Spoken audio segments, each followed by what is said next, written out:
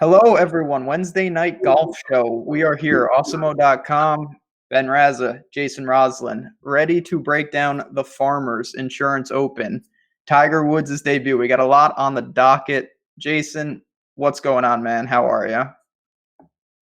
Ben, happy to be here. Happy to have Tiger Woods back, man. It's really exciting. The fact that he just was able to do what he did last year, it just makes this year all the more better. So I'm really excited to talk about the Farmers, no doubt about it. But it wouldn't be this show, at least what we've been doing the last couple of weeks, if we didn't tell you how bad you and I were at our make the cut segment. Yeah, we need to do better this week. I was 4-9. You were 5-8 last week. I feel like I'm not picking tough guys, but we have to bring in our guests of our fans of the show and maybe make this a segment to see if it's just us or if other people will struggle with it as well, because it's definitely interesting. It's not good. Yeah. I mean, this is what you get early in the year. It can be tough. This last week was 3 courses. We're down to 2 courses here. That makes it a little easier. Obviously, we'll get to the full traditional format soon enough. But this is a good one. I mean, this is the first event of 2019 that I'm actually really excited for. Yeah, me as well. It's a totally stacked field, and some of the same guys that we saw last week that actually you and I highlighted on in some of the betting matchups. They were just a little bit lopsided, and I think maybe the books are getting used to some of these new guys that are straight on tour and playing well. Like Sung J Am is one that you and I highlighted last week in the head-to-head matchups, and we'll talk about him again. But he was going up against Cam Davis, who was not quite in form quite yet. So definitely one to go there. And then we focused on 2 ones where we would take long-term form every single time, and that's Cantlay over Patton Kazir and John Rahm over Ches Reavie. You want to just take advantage of lines like that. And if you do lose the 1 out of 10 times or 2 out of 10 times, you just deal with it. But definitely look to continue to take advantage of those lines that the books put out and see if we can at least bring value there, since our make the cut segment is not. No, that's what really we're going to do. And then, like I said, obviously this week we got there's a lot stronger field. It's not a couple of them and then a huge drop off.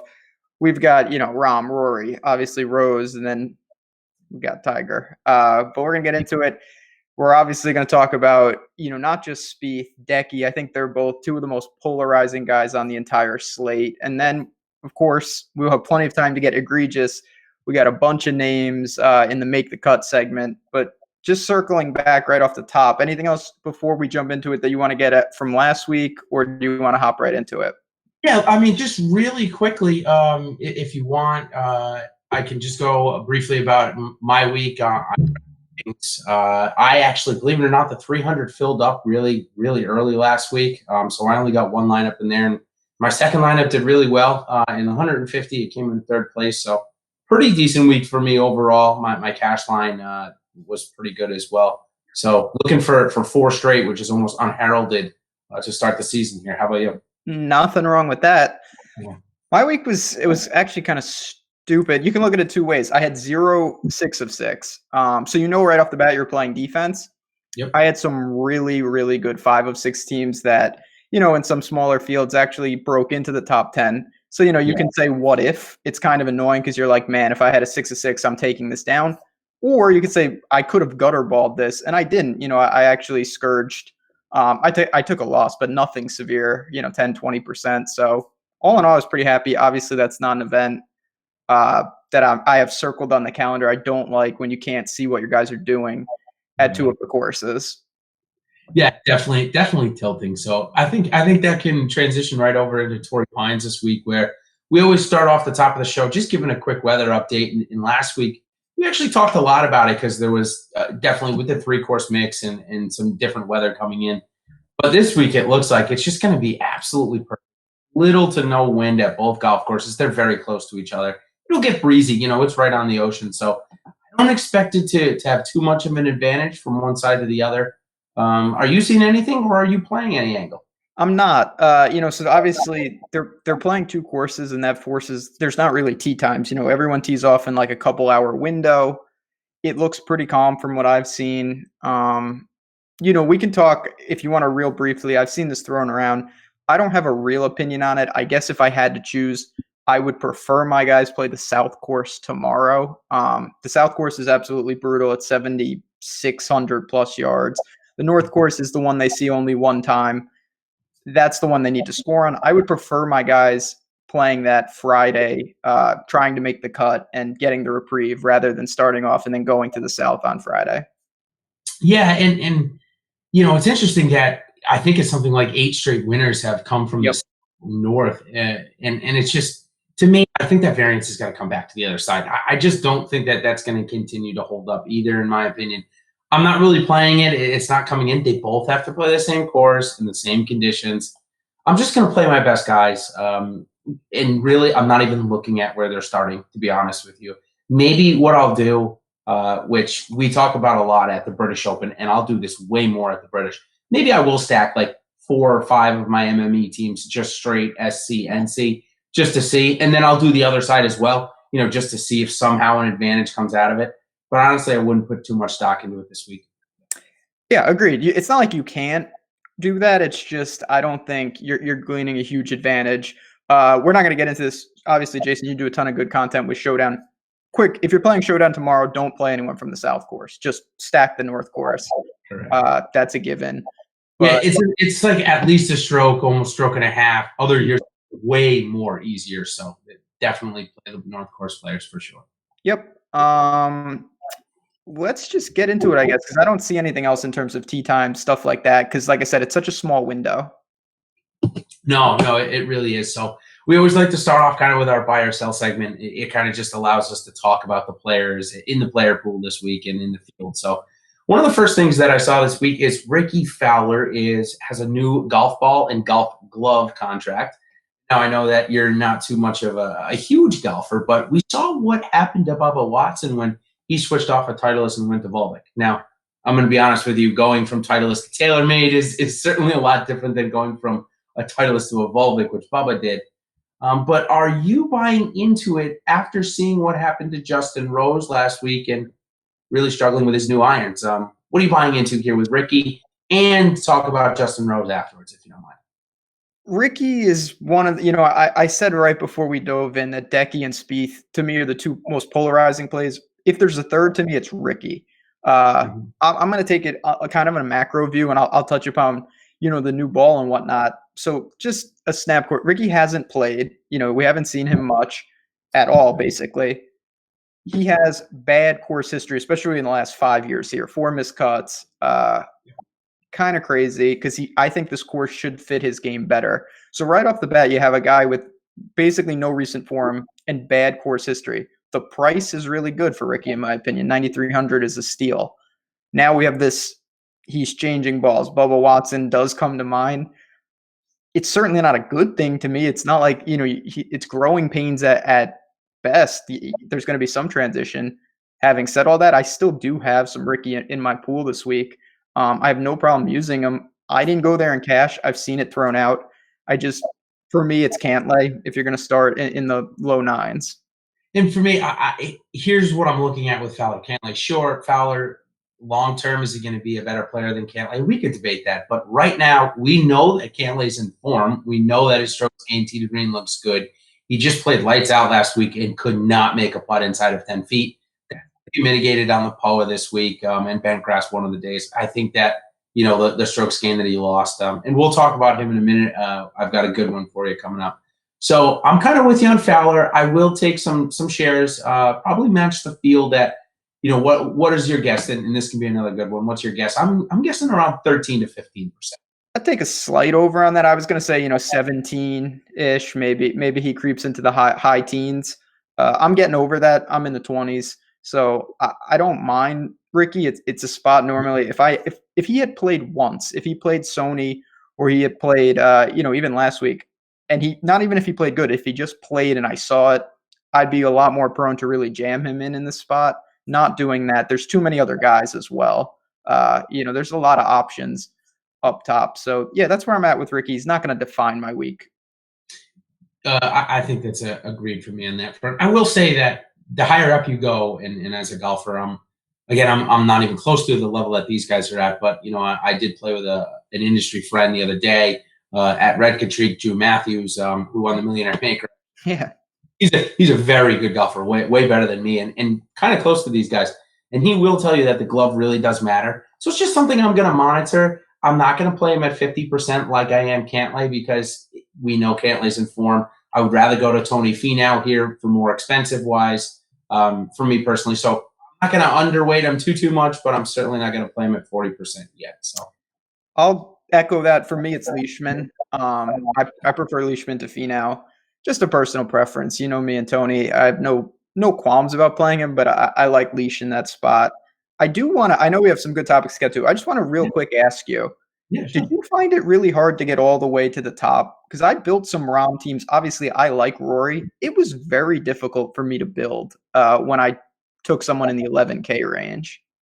It was hard for me to build, one, and two, I found myself saying, why would I take Jon Rahm over Cantlay right now when they literally just played the same tournament, same days, and basically played even? So why would I spend the $2,400 extra in a tournament that is not high scoring? It's not like Rahm's going to outscore Cantlay by 50 this week. So I think that kind of echoes the same to Rory. Rory would be a game theory play, but I still think the higher dollar ups you go, we see Rory as one of those guys that's he's just owned. He's got fans. The higher up you go. So I don't know. It's tough. Yeah, I will echo that definitely. And I think that you can find some against the grain type plays in the middle 8K range to pair up with Cantlay, Leishman, Finau area. Absolutely. Yeah. I got to Rory because I made a priority, but the balance build definitely felt better building. You get some guys. We're going to get to the 8K range, obviously, in a bit. I'm with you, but what else we got? I know you were talking about Justin Rose. For me, I almost have zero. It was too expensive, and I think he's still working through some stuff. Yeah, so we highlighted on the show last week that he changed to these Honma irons, and it was the first time in play in tournament with them. And he, over the 2 rounds that were measured, he lost over 2 strokes on his approaches. Clearly, the worst part of his strokes gained last week. So it's going to take time, and I'm not saying that he's going to not be a top 5, 10, 20 golfer in the world. He still will be, but this is going to take some time, and not the exact clubs he's been using for the last 20 years. So I'm at 11,000. If he was Spieth's price, yeah, I would definitely take some dabbles. But I'm kind of out on Justin Rose. And last week, you and I both talked that, yeah, maybe his ownership ends up being 15%. Nope, it was 25%, pretty much across the board. So I'm out this week. Yeah, it's obviously when you're talking the top tier, all these guys are great. Can he get going? Of course, but the opportunity cost. Obviously, it's a given. If you play Justin Rose, A, he's clearly your number one, and B, you're probably not going to be able to get a Finau or a Leishman as your second unless you're really punting at the back end. Definitely. So one of the next questions that we've talked about these 2 guys kind of at length a little bit, but really important because I think if one of them changes what they did last week, probably win this golf tournament, or at least. And that's Jon Rahm and Patrick Cantlay both really struggled with the flat stick last week. So are you buying that their strokes gained putting will be mitigated this week and one of them comes out on top? Or do you think they still are ice cold and end up in that 10th to 15th range? It's tough. You alluded earlier about POA. It can kind of negate or reset some of the putting splits that we've seen. I don't know anything about this stuff, but it's definitely a unique surface, especially you see guys, a lot of the Bermuda dudes, the Clemson boys, those type, they come out to California, they haven't seen this, they struggle. I'll say I have a healthy amount of both. Cantlay I have in cash. I think he's just playing too well right now to ignore. Rahm, the price is the biggest deterrent. I would have no problem playing for him. I did in some spots, but all in all, I think it's pretty wide open, and you can get away from these guys if you don't want to go there to me. Cantlay is one of the safer options on the board, and Rahm is just too expensive. He really hamstrings the rest of your lineup. Definitely. So I think it's important to know strokes gained putting. If you guys aren't familiar with it, I'll just give you the brief rundown. Basically, any putt inside of 10 feet, if you miss it, you're going to lose strokes against the field. You make any putt outside of 15 feet, so 15 feet or longer, you're going to start to gain strokes on the field. Just an interesting way if people didn't know. how that works. So with that being said, I'm going to ask you the exact same question for Jordan Spieth this week. I will tell you that he finished 123rd last year. One of the reasons was he missed tons of putts inside of 10 feet and made the least amount in his career outside of 20 and 25 feet. So do you think we see a little bit of a change this week, trending in the right direction, or are we still in for some more pain? So he was on the list, most polarizing play, sub 9K. I'm definitely over on the field. I'll say that much. I like Spieth this week. I know that's probably going to be unpopular. If he misses the cut, he misses the cut. It is what it is. The price is what did it. Like if he was 10K, it would just be a fade. Yeah, total fade. Yeah. But he's not, and guy can just get hot. I know we have not seen it. I know it's been bad. And I'm not even necessarily saying it all turns around. But he missed on the number at Sony, and it's been bad. I'm not going to even try to say that it hasn't. But you know what? He's going to work through it. I'll still hang on. The price is dropping. My question is, what do you think the ownership is? Yeah, I think that the ownership's probably going to be 10 to 15% this week. I don't think we're going to get over that. It may even come in under 10%. I wanted to touch just on his miscut really quickly. I was watching every shot because he was part of coverage that day, and people were getting on him for being whiny coming down the stretch. Here's the thing. Jordan Spieth is obviously grinding to make cuts. He wants the tournament reps right now, and that mattered to him. And for me, that's a positive sign that he knows he's upset at himself for missing a cut. Missed it on the number. He got mad at the rough when the ball went the wrong way. I'm okay with all that stuff. For me, it shows passion, and if that turns one lick to the positive way, he's going to get hot again. Putting strokes, you don't just lose it. You go through peaks and valleys, and that's what happens. So the last one that I wanted to bring up, I really like this section because I really like looking at sponsors. Last year, Joaquin Niemann earned a tour card through his play and sponsors exemptions. He got a few, got some top tens, ended up getting his tour card. One of only 3 golfers in the last 5 years, along with Spieth and Rahm, to do so. So we got a good 4 this week. I'm going to just name the 4 to you quickly. If you want to know more about any of them, let me know. I also put it in the article for Awesome, my Winning Element article. But I'm going to name 4 quickly, and you tell me if they're going to make the cut or not, and that'll start our segment. Doug Kim, Nick Hardy, Victor Hovland, and Brandon Thornberry are the 4 this week. I got none of them making the cut. Yeah, you got making the cut. I don't. Nick Hardy would be the one. Dylan Meyer's the other Fighting Illini guy. He's obviously not here. I like Nick Hardy. I'm not sure this is the best course for him, to be honest. The other guys, to tell you the truth, I don't know anything about the Victor dude. Doug Gim, I remember him making, it felt like 10 hole outs at that one major. Doug Gim made eagle on 13 and eagle on 15 today. So we got the 2 golden things at Augusta. Pretty sweet. Is known for his tough golf course play. Well, he's going to need that this week. Yeah, of the 4, I'm leaning Gim to make the cut. Okay. I'll 2 lines about Victor Hovland. He's from Norway. Attends Oklahoma State. He's a junior, and he's ranked number 3 in the world for amateur golf. So the guy launched the golf ball. Good pedigree. Thornberry, I'm sure you probably remember from the FedEx St. Jude last year. He came 4th. So he's got some PGA Tour potential, but has not played well recently. No, and he leaned heavily on that putter. So good player. I don't think I'm forcing it with those guys this week. It'll be interesting. They're names that are not going away. I think we both recognize that.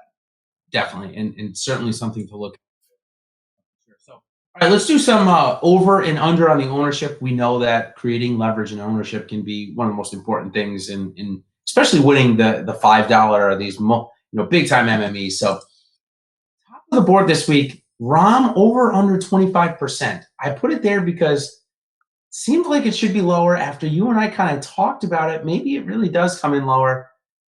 Where do you see it coming in, and what are you going to do with it? I think it comes in way lower, personally. And it's not even because of Rahm. It's when I went to build, I was like, okay, I'll start with Rahm. You don't know how many teams, and I wasn't even close. It wasn't like, I'm 100 short. I was 1,000 over. And I think it's just a lot of people are going to say, you know what? Can't lay. Finau, these guys, you're getting a big discount. Let me just start there. I think he falls in the teens. I'd be pretty shunned if over 20% pay up for Rom.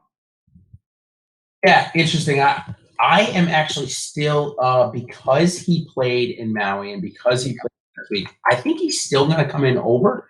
I think that the field just decides that maybe the recent form models have not caught up because Finau hasn't played since, before the Ryder Cup. So maybe the model is saying play Rom over Finau. And I think that Rom comes in at just about 20 to 25%, somewhere in that range. If that's true, do you think that Rory is in kind of lost then? He might be in a lost area because we know people are the course history models are going to pump out Jason Day, right? And we know they're going to pump out Tiger. Tiger's going to always get his 15 to 20% until he's in really good form. Then he'll get his 30 and 40%, obviously. But I think Rory could be a little lost here. If people do go to Rom, I think Rory in the $5 could come around 10%.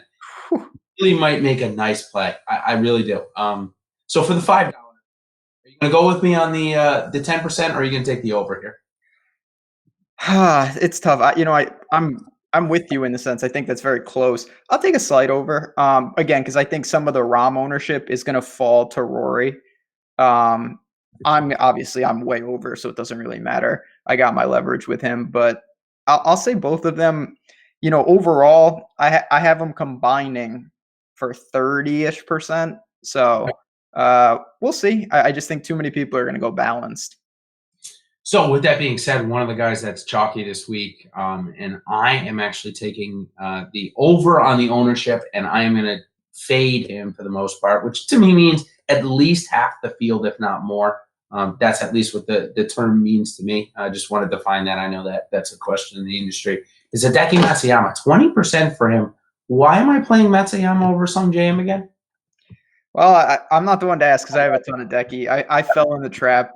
It could be a trap. I'm not even throwing that out. It's just, this is what we have to do early in the year. And I don't know if there's a right or wrong answer. You're balancing. Sungjae Im is playing well, and he's a damn good player. Hideki hasn't been playing great, and he's in a different tier right now for me. If we get old Decky, the thing that did it for me, and maybe this is misguided, I correlated this to Bridgestone a good amount. And we know Decky has murdered there. We'll get to Kyle Stanley at some point. I was just about to say that's going to bring up a really good conversation. Yep. So I knew that Decky's going to be polarizing. He's 8K. It stands out. I got over because I needed the leverage. He's going to be very popular. So with the guys, Sungjae Im being one of them, if you want to get away from that chalk, there's a lot of options, and he is going to be chalk. Yeah, absolutely, no doubt. And I think the name recognition goes to it. But I do think it creates opportunities $200 above and $200 below, in my opinion. And with that being said, I'll take your guesses on Sungjae Im and Abraham Answer's ownership. I have them at 10%, both of them, maybe 15 at the very most. But can you see either of them getting over? And I am obviously definitely taking a stance on my own personal ownership of at least 3x that. I don't think they do, to be honest. There's so many names there. It's not like they're going to be 1%. I'm not saying that at all. But I think, they could come between 5 and 10%. There's just, again, Hideki's going to be a lightning rod. Answer, Grillo. There's just a lot of players. And then you go down into the sevens, and there's a boatload of names there. So you can get them. You're not going to get heavy ownership. And they're in form, good plays. So a lot of options in that mid-range if you mix and match. Yeah, and let's talk about Kyle Stanley for a second. When it came out, it looked like he was going to be around 15% owned. I think that, for me personally, I think that's way under what he should be. 7,500 at a course like this, which, first of all, people thought that he wasn't really a long driver of the ball. He has added 10 to 15 yards in the last 5 years to his driving. So that part of his game has certainly improved, where the 7,700 yards is not going to scare Kyle Stanley. I think it's the softest pricing by DraftKings of the week. And for me, I try and just play those. Sure, there are a ton of pivots here for GPP. And in fact, I might even stack a few of the pivots with him. But for cash, for me, Kyle Stanley and Patrick Cantlay are a lock. With you. I talked about Bridgestone. He handles long par fours, which we're going to see here. his putter is the weak link, but you know what? It's always been like that, and it's Poa. If he can just negate that, his ball striking is good. He played at Sony. He played fine. The price is wrong. 7,500 is just, he's mispriced. Again, you're not going to be fooling anyone. A lot of people are going to play him. Yeah. So did you think 15%, which is what my model spit out, and then the average of the average spit that out? So I got it over, to be honest. I do too. I think he gets into the, not crazy, but I think he gets into the 20s. Low 20s is what I'm thinking. Yep, 22-ish, 23. Like, he's just a very good play, and it's welcome salary relief. A lot of people are going to be scare you in say like the Club Pro that we get up into the $300 GPP. That scare you at all in that contest? I mean, I'll put it like this: in those type of contests, ownership's a little different. Like, I wouldn't be stunned to see him over 30% in something like that. Very good point. I'm playing a handful of them, and I have him in a couple for sure. It's just a guy. More often than not, I think he's a good piece this week, and I'll just leave it at that. Yeah, no, I think that's fair, and I do think that that's where multiple entries gives you a little bit of leverage to be able to not play him in one of them, so that if he misses, you still have that leverage. Obviously, I think he's a really good talking point. Another talking point that another good guy that I think comes in higher than 10%, could even come to the 15% range, is JJ Spawn at 7,300. Last week we saw him at 8K, which is why I think a lot of people didn't go to him. And now he's coming down. He got the $7 reduction, or maybe even a little bit more. Good course history, good form. He's on 12 straight made cuts. Talk to me about JJ Spawn and the 10%. Yeah, it's a tricky one because, he's a local boy. He's an Aztec, I believe, just like Xander. He's a short hitter, though. You were just talking about Stanley hits it far enough. I know he's not a bomber. JJ Spawn, it's pretty dicey. Having said that, he's handled this course twice now. I have some, but I'll put it like this. I cooled off quickly as the week progressed. I'm a little freaked out. I'm not that this, you're going to say, yeah, this sounds real safe. I moved some shares to Neiman, who is like, talk about a disturbing situation. That doesn't make me feel any better, to be honest, but I think 10% is pretty fair. I'm not making a huge stand with him. I thought I'd get over on that. I'm not even sure if I do. Yeah, the thing with Neiman is he's putting as bad as Jordan Spieth is right now. So now, granted, you're getting a $1,600 price reduction from Spieth and Neiman, but I got them both on teams, so I'm going for it all. Yeah, no, I can totally understand that. And hopefully, I mean, one of them, if not both of them, will come around soon. So yeah, JJ Spawn driving distance. It's getting a little bit better. Last year he ranked 160th. This year he's making his way up to 120th. Quite as played. Yeah, he is quite short. So it doesn't scare me. I'm actually a big fan of Spawn this week. I think that covers a lot of ownership questions. So I think that can kind of lead into our make the cut segment. And these golfers, what I try and do, and maybe this is why it's been so hard, is I start right at the top and I try and pick a couple from each that maybe, a little iffy, or also maybe a little sprinkles or dart throws that I've been looking at personally. And feel free if you have any at the end you want to throw. But I'm going to start right off with Peter Uihlein. Last he was way inside the cut line. It wasn't even a question. He was -9 heading to La Quinta on Saturday. I'm like, oh, he's good. He's nope. Ended up missing, shooting 74 on Saturday. What do you do on Peter Uihlein? I think he makes the cut. Oh, my boy. What's happened, Peter? Yeah, I do think he makes the cut, which, this is a guy. I was really, he came over from, he's American, came over from the Euro Tour. I thought he'd hit the ground running. It hasn't happened. He's shown a little flash here and there. Overall, it's been bad. I'll say, I'm not saying this is a good course for him, but I also think at the same time, the ability to scramble and not just be in attack mode is something that I think the Webbies in particular are not as well versed in. And him having played the Euro Tour, where some of those courses, it's more about staying out of trouble than necessarily scoring, will be pertinent at a place like this. So I think he does weasel through. He's 7,100, not going to be popular. I have some GPP flyers with him. Yeah, absolutely. I'm taking kind of the same stance, and we know he actually is one of the longer hitters on tour. So, and I believe he either lives in the area or lived in the area. I know that Acushnet, where his dad is the president, is out in Massachusetts, and that's where he locally is. But I think he lived here for a time. I'm going to have to go verify that. But I thought I had seen that. Yeah, I saw a picture with his girl. Maybe that's. But in any case, I do think he sees Saturday and Sunday, unless there's an MDF. Don't mind him. So I'm going to go right to my next one, which is probably the topic of the week for me, at least. I put on Twitter this morning. I said, "Hey, look, if you guys all hate Spieth on here so much, I'll take even money bets that he makes the cut. If you think he will not make the cut, and I definitely got a ton of people interested, which is surprising to me because I do think he makes the cut this week. If he can't shoot even par." Over 36 holes, then I deserve to lose all the monies. So I am saying definitely will be here on Saturday. How about you? Yeah, I think Spieth makes it. It's sad, there's risk associated with him this week, as there has been. He's not in good form, but I think he does enough. It's more about if you get him right, can you get paid off in terms of ceiling? I think the answer is still yes, but that's what I'm more concerned, not him getting through. That's fair. And I think I know this next one, and this is where we're going to differ for the first time. You have Matsuyama, obviously. Coasting through.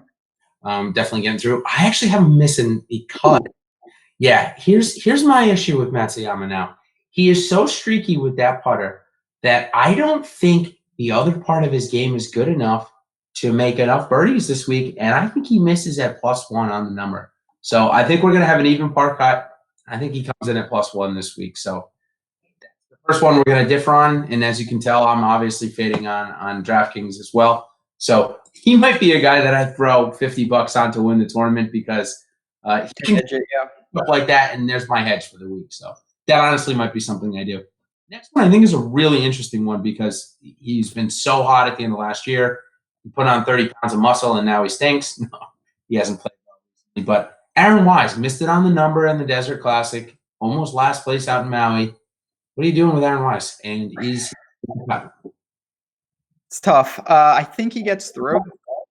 A guy that I wanted to really have more of than I ended up because it's close for me. It's not someone I'm super comfortable with.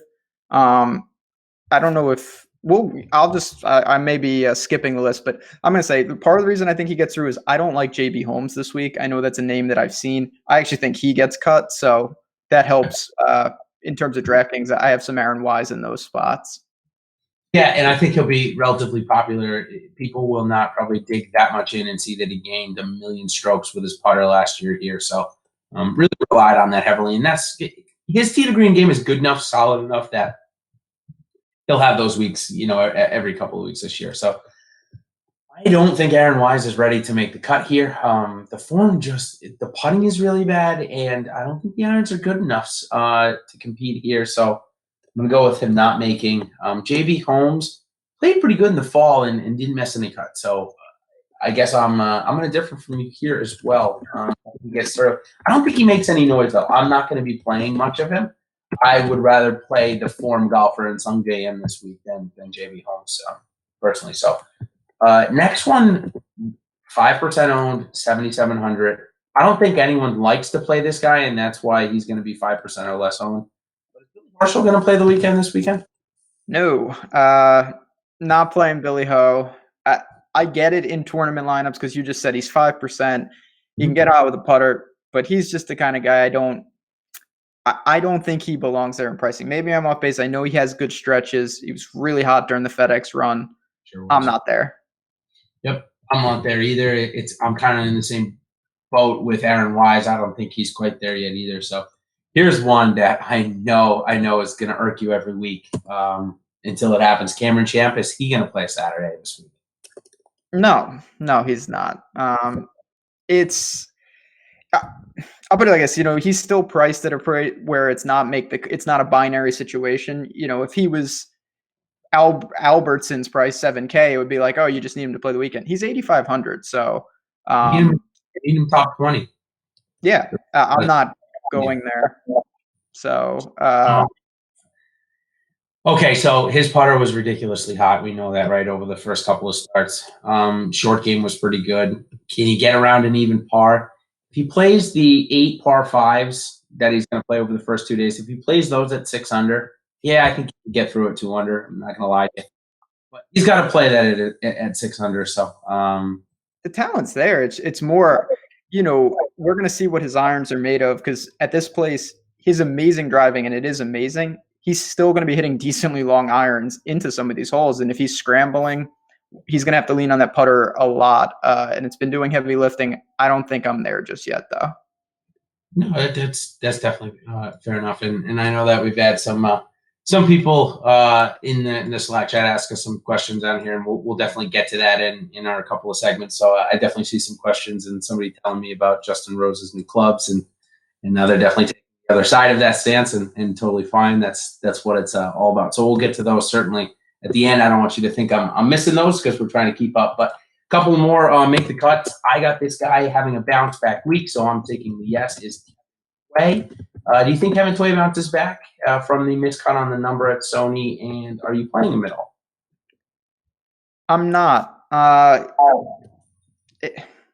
It's tough. He won. I believe that was that Safeway. I don't have it in front of me.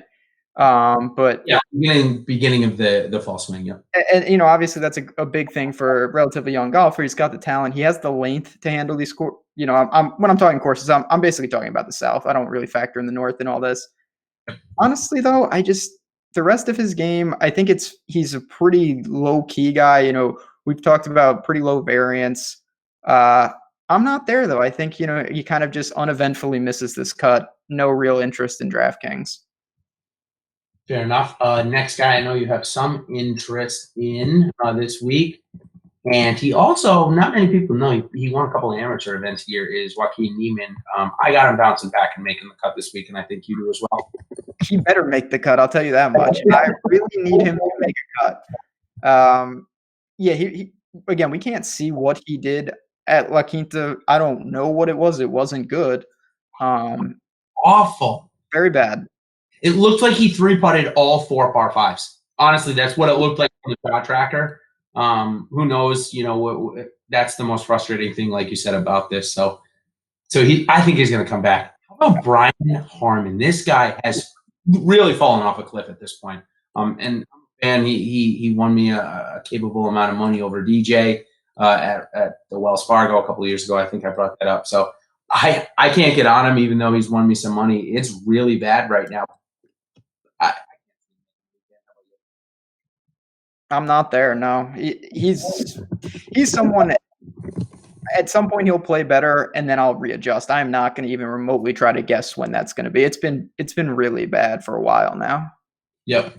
All right. These last 4 are what I'll call some interesting dart throws that I'm looking at this week, and maybe one of them not quite a dart throw anymore, but it definitely looks okay. He pops maybe twice a year. He's got some good proximity from over 200 yards, which we know we're going to see a ton of this week. I just think he could actually play the weekend. He's in okay form. I know it's a random one, but that's what this section is all about. Yeah, this tail ties into our egregious section. Exactly. I see it. I've seen that name. He came up on what I was looking at. I ultimately didn't get there, but if I was making a 50 more teams, I would have some exposure. So that's a guy I actually don't have exposure to, but I think he's a very worthwhile play to see the weekend as a 1%er probably in terms of ownership. Another guy that's probably sub 5% that popped last week, and we talked about this, and there's probably 5 guys every year that are on this list, and we'll talk about them a lot. That's on you're going to have to buy early because they're going to win, and you're going to have to go through the peaks and valleys. Talk about Sam. Another one of those names is Cam Davis. Good week last week. We know he can bomb the ball. He's from Australia.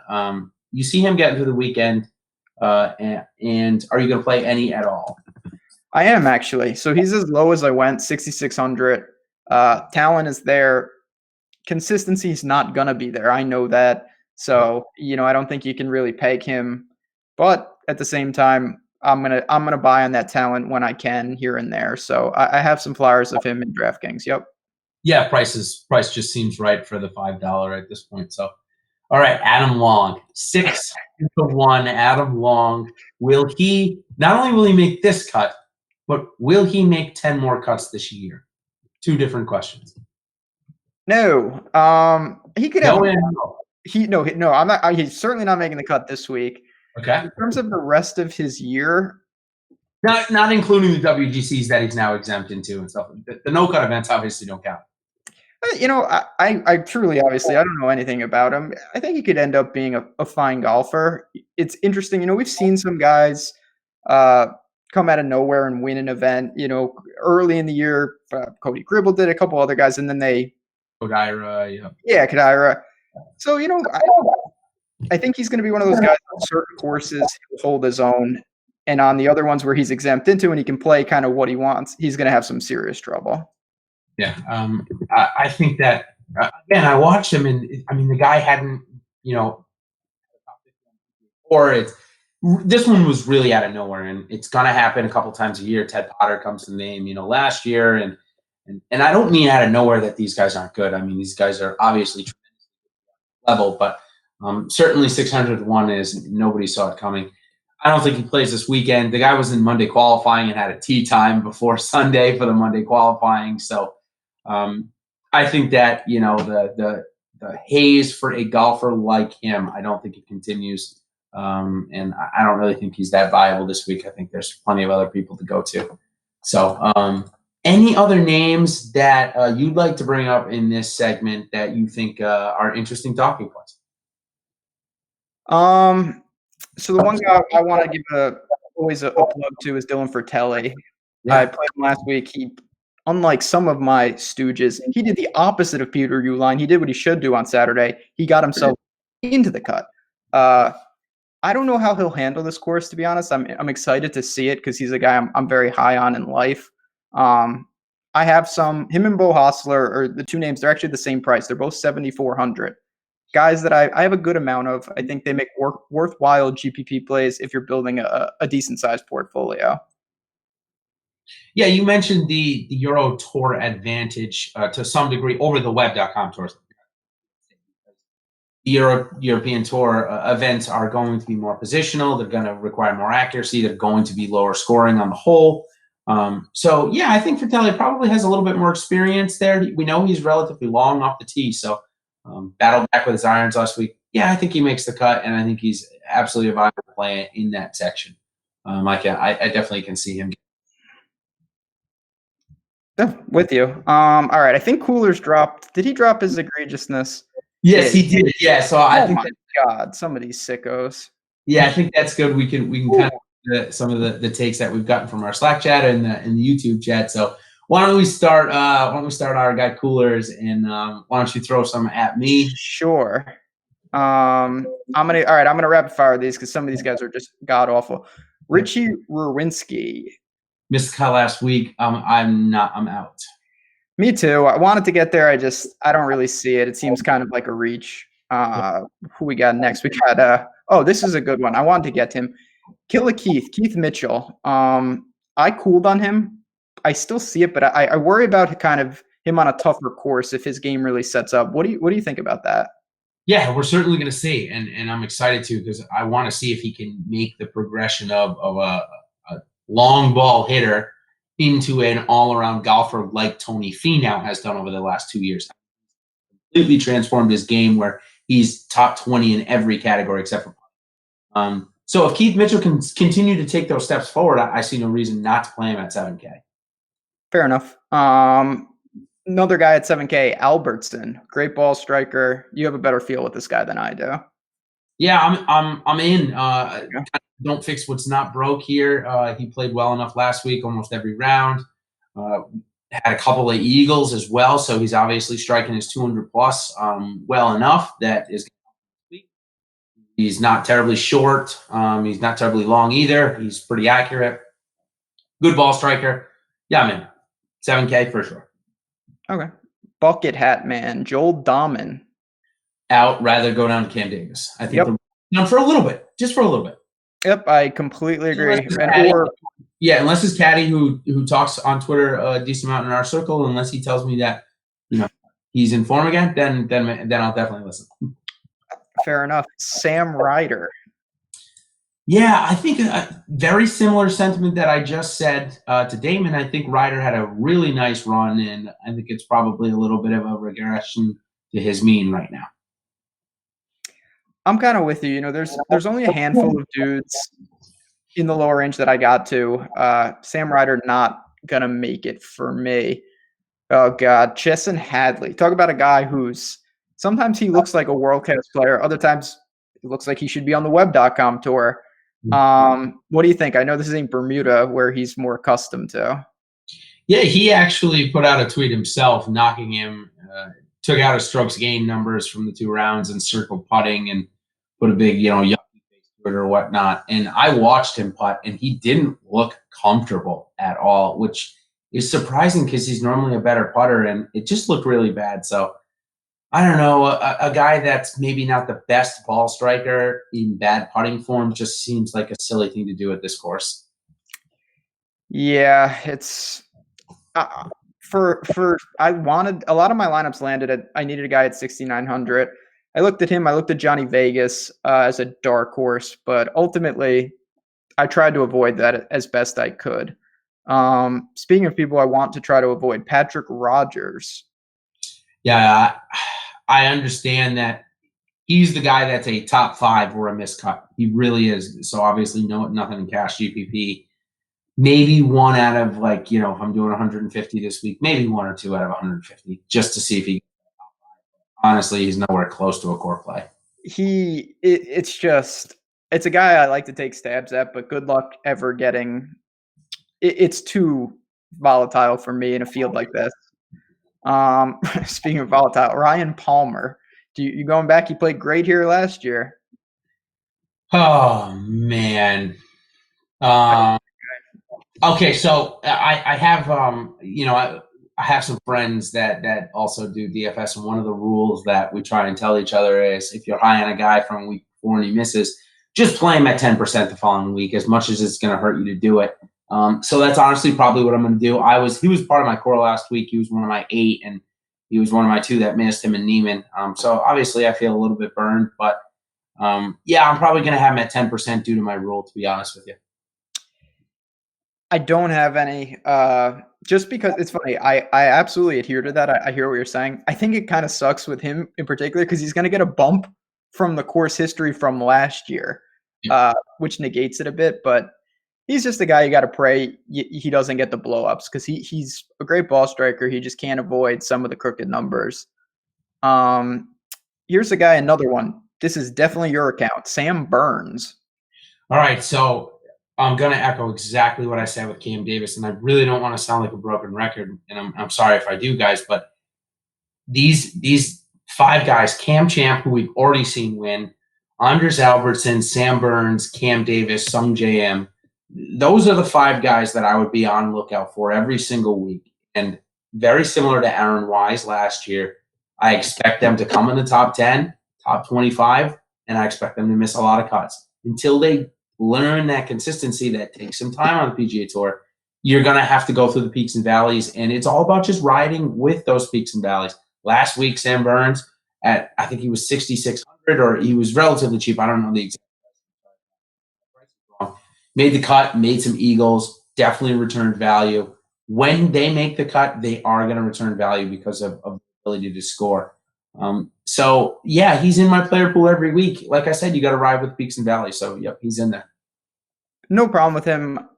I think it's well said by you. You know, you got to especially with PGA DFS, it's so volatile. You have to understand that the variance, you're going to, if I could just pick and choose when I thought these guys were going to make the cut and avoid the landmines with some of these younger guys, I would do that. Sometimes you have to say, you know what, I'm going to play this guy a couple times. If I get him right once, I could get paid off 20x. And then the 2 or 3 other weeks you get him wrong, you have to just live with it and try to do damage control. Sam Burns falls into that category for me. Definitely. One of the other things, that we got in the Slack, and then we'll go right back to it just because I found it here. In cash, and we've talked a lot about it. We mentioned Cantlay and Stanley are pretty much our locks, and never are we going to try and give away lineups or anything like that. One of the questions I got, I'm personally okay with it for cash. I just want to get your take on JJ Spawn for cash. I like it. I am playing him in it. We don't care about popularity, of course, in cash, but where do you stand on it? Are you okay with it, or would you rather pivot to somebody else? I'm totally okay with it. He's personally not in my cash lineup right now, but I think he's in the core of people I would consider for cash. He could be your last man in. The length does concern me, but like I said, he has course history where he's obviously handled this course, so he's used to hitting long irons. And yeah, I could absolutely see that. I wouldn't fault anyone for using him in cash, so certainly viable. Yeah, and Erica S in our Slack chat asked us the question, and I'm pretty sure the other three golfers you mentioned in there, Eric, Ben, and I would both bless. So, like I said, we won't give away lineups or anything like that, but pretty sure from what we've talked about that we would be all right with it. So, we got to that. I know you saw another question, Ben. If you want to, before I cut you off there. No problem. We got one more from the list that I want to ask you about. Last guy on the list is Ryan Moore. I think he's shorter than JJ Spawn, so I'm gonna say no here. I'd rather just go to Spawn. Yeah, I just there's no reason for me to play Ryan Moore. There's other guys I like in that range. Then just one guy real quick.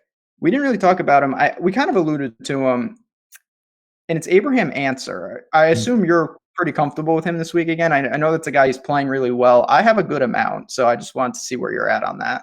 Yeah, he's 3 on the board for me this week in terms of behind Cantlay, and I don't know where Cantlay is 1. Answer is going to be 2 or 3, and it's going to be probably either Finau or Tiger as 3 and 4 this week.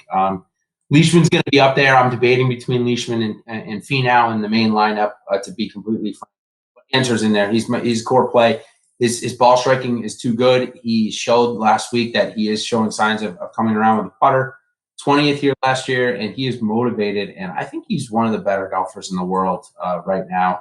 I'm not going to say that he's going to go out and win this tournament. Could he? Yeah, maybe. And for 8,200, I think you're getting maybe a little bit of win equity there. He's won in the last couple of months a pretty good tournament out in Australia. So, yeah, I'm definitely okay. He's absolutely 100% my pivot off of Matsuyama this week. Like it. All right, so we got a couple minutes left. Obviously, this is the what the people have been waiting for. You know, this is the time where we got to conjure up, go into the bag of tricks, and get a real hot take that usually ends in Ryan Braun like disasters for me. What do you think? Do you have anything? Do you want me to conjure one up first? This is a tricky one. Yeah, it's a tricky one this week because the strength of field is so good now. So it's like, all right, you know, we certainly could take a look at some longer odds and guys coming in the top 10 because you certainly are going to have some longer odds there. All right. One of the ones that I was looking at earlier, hold on, let me find it. I wrote it down. Was this guy, Roger Sloan, all the way down, 6,600 on DK, 71 on FanDuel. I'm seeing his odds at like 300 to 1. What are you seeing on your end? You seeing anything different? No, I mean, not that I've been looking for old. I think he's Canadian, right? Yes, he is. So he's hot scoring right now. He's made a couple of cuts. So I got him on an each way, top 25, top 10, top 5. You know, I think those are a bit stretches, but the top 25 numbers for this tournament are not that bad. Let me give you the exact number. I think it was around 12 to 1, but let me give you the exact. Yeah. This is what this segment is all about. Certainly in our Slack chat, throw us yours as well because this is certainly the fun of it, or you know, even on the YouTube channel. But what is yours for the week? I'm gonna go. You know what my hot take is this week? It's that the winner. This isn't gonna be too hot because I have multiple outs here. I'm gonna say the winner comes from the 8K range on DraftKings. So not Cantlay. Not Cantlay. The guys who I'm thinking about when I say that, I think that Patrick Reed, Answer, Hideki, Griot, those type of guys are guys that are all in my lineups. I know there's a lot of win equity up top. I'm not disputing that. We have some big guns here. But at the same time, it's pretty deep. So I think there's some guys, I'd be stunned, to be honest, if someone way, an Adam Long-esque breaks through in a field like this. Anything below 8K would surprise me this week. It really would. Having said that, though, there's a nice, and this, I think, to tie it back up to what you were saying earlier, this is why that balanced build is pretty damn appealing, because the 8 and 9K players this week are, maybe they're not in the top tier, but they're damn close. And if you, with someone like Cantlay, you add in recent form, he's right there. So I'm going to say that the 8K range, someone breaks out, particularly one of the guys, hopefully I mentioned, watch, Cameron Champ will win. And I'll get it right, and then I'll just have to self-exclude myself from society. But so yeah, the number on Roger Sloan was 25-2, so that comes. One more top 20 that I like. Had it last week. I'm pretty sure he came in 18th. Was Wyndham Clark. He's 14-1 for. Those would be my two long shots, kind of egregious takes of the week.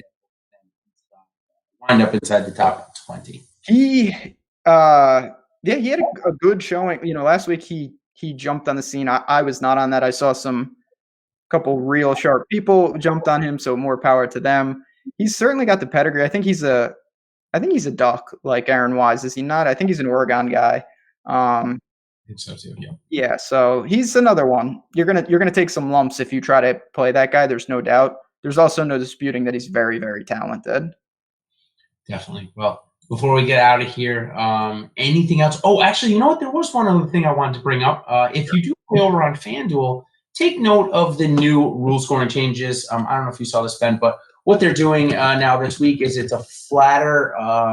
It's not 11-25 anymore. It's more similar to what the DraftKings is. Also, they moved between first place and second. They did that. I'm actually going to go get the actual ones here just because.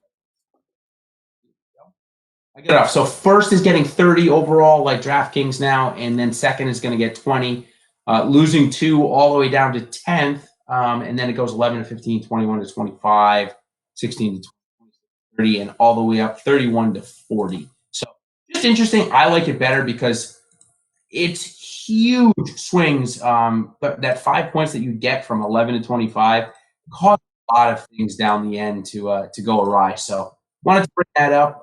You have any thoughts on it, or anything you want to touch on? I definitely like. I took a quick glance. I don't play a ton over there. I'm trying to play more. I really should. I like the change. I think it made it a little more streamlined when I'm just trying to build. And yeah, so it's something to keep an eye on. Obviously, we'll see how it is. The pricing differs. You can get, different inefficiencies. Some guys are way lower, like Sander. Yeah, you can definitely get more stars in your lineup on FanDuel. It's softer. There's no doubt about it. So it is what it is. It's you can dig in, and if you want to put in the time, there's nothing wrong with absolutely. You can get an edge on some of the other sites. This is a good week. I really am excited. I know I said that right off the top. Any final thoughts before we duck on out of here? No, I think we've still got, relatively speaking, plenty of room in the contest. I think they all end up filling. I don't think we're going to have a problem, but, plenty of time to get your lineups in. Yeah, we got like over 30, probably about 25% still left to go. So plenty of room to get in. Nope. I think on that note, you froze me out there. I don't think I have anything else to say. I really do think this is kind of the quote unquote start of golf season. Here we go. You're back. Right. I thought you just ditched right me there. Oh man, that's brutal. So yeah, I was just saying that I'm finally excited for this week. Some great featured groups, really good coverage. So excited all the way around. It's going to be fun. Obviously, you have a couple hours in the morning, depending on when you get up. Check that. Make sure there's no withdrawals. Hop in Slack, obviously, if you haven't joined us. And if you're watching this, A, thank you. B, hit the like button, as I always say. Really do appreciate it. But hop on in. We'll be talking in Slack. If you have any questions, find us there. Find us on Twitter if not. And we'll see what happens. Let's have a good week. Good luck, everyone. We'll be back here next week. Let's keep it rolling. See everyone.